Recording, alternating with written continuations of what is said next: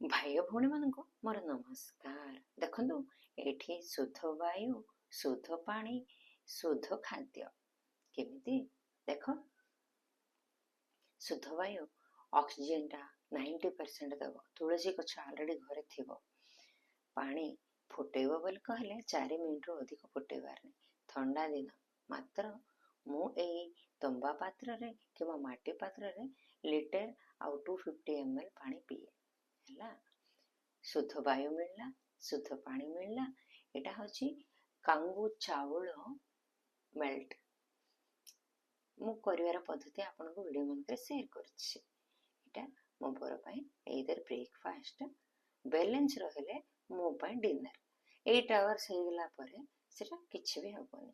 देखंत एटा पितळ पितळ किंबा माटी से भीतर को ताको कोन कहबे ब्रश बधे सही लेयर टा तागरम बोलिबे तेलुगुरे। एतिकिरे मु आपण मानकु विदाय दोछि। मु ट्राई करकी मते भल अछि, आपण माने भी ट्राई करंतु पानी पीवा पई। एतिकिरे विदाय दोछि। जदि लीटर पाव पानी पीबे तमरो बैड टॉक्सिक सब बाहर को पळेबो हैला। सेकंड टाइम पानी पीले सेटा तुम बॉडी को काम दबो। एतिकिरे विदाय दोछि। रही ट्राई करंतु पानी पीवा पई। बहुत भल अभ्यास।